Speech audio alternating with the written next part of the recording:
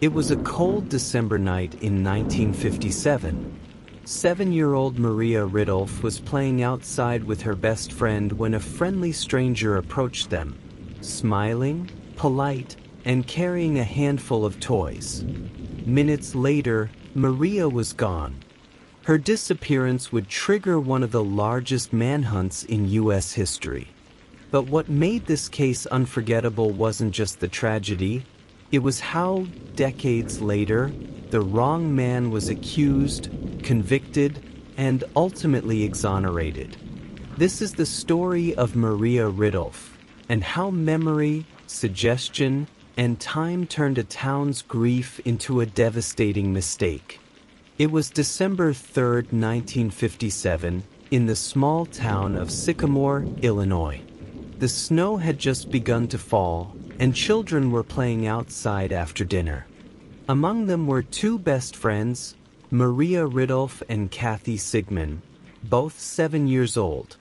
Around 6 p.m., a man approached them on the corner of Archie Place and Center Cross Street. He said his name was Johnny and offered to show them a new toy he had in his pocket. Maria stayed behind while Kathy ran home to grab her mittens. But when she came back, Maria and Johnny were gone. The disappearance sent shockwaves through Sycamore. Within hours, hundreds of volunteers and law enforcement officers were searching the snow-covered fields and alleyways. The FBI was called in. It became one of the first nationwide child abduction cases to capture America's attention. Flyers went out across multiple states. But weeks passed with no sign of Maria, until April 1958, when her remains were discovered under a fallen tree in a rural area about 120 miles away. The nation mourned, and the case went cold. No suspect, no arrest, just the haunting image of a smiling little girl whose life had been stolen. For more than 50 years, Maria's case remained unsolved. Over time, memories faded, witnesses passed away, and investigators moved on.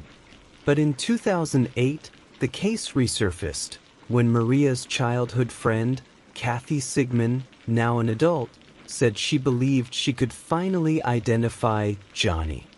His name was Jack McCullough, once known as John Tessier. He had lived nearby at the time of the abduction, but had joined the Air Force shortly after Maria disappeared. In 2011, police reopened the case and began piecing together an old puzzle with new eyes. Kathy described Johnny as a young man in his early 20s, clean-cut, friendly, and wearing a checkered sweater. Investigators found an old photo of Jack McCullough that seemed to fit. Then old neighbors recalled odd behavior. Decades of gossip and grief began to converge, and soon McCullough was arrested and charged with Maria's kidnapping and murder. The evidence? A handful of recollections from over 50 years earlier, a phone record that was misinterpreted, and the community's conviction that justice had finally come.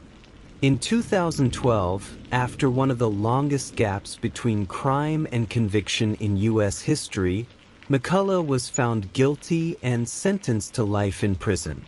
But not everyone was convinced. McCullough insisted he was innocent, and he had an alibi. He claimed he'd been in Rockford, Illinois, applying for enlistment in the Air Force at the exact time Maria disappeared, and phone records actually supported it. Years later, a new prosecutor reviewed the evidence and discovered massive inconsistencies. Witness memories didn't line up. The timeline made it physically impossible for McCullough to have committed the crime. In 2016, his conviction was overturned, and he was officially declared innocent. The case that was once hailed as a victory for justice had become a warning about the dangers of memory and misplaced certainty. So who killed Maria Ridulph? No one knows for sure. Some investigators now believe the real killer may have been a local man named William Dempsey, who had a history of violence and lived near the Ridulph family.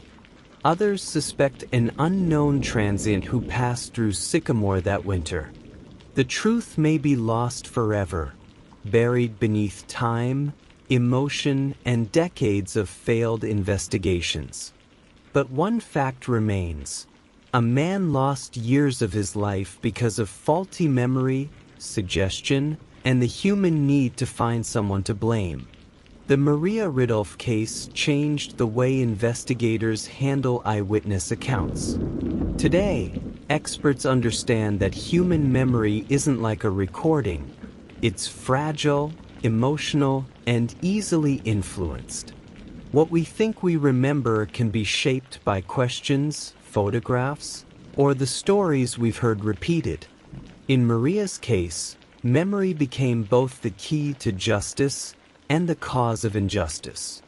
And that makes her story more than just a tragedy.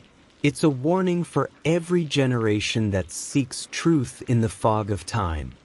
Maria Ridulph was only 7 years old, a bright child whose smile captured America's heart. Her story reminds us that even when we think we know the truth, sometimes we only remember what we want to believe. I'm Crime Tape Chronicles, and this is Wrongly Blamed, the Maria Ridulph case.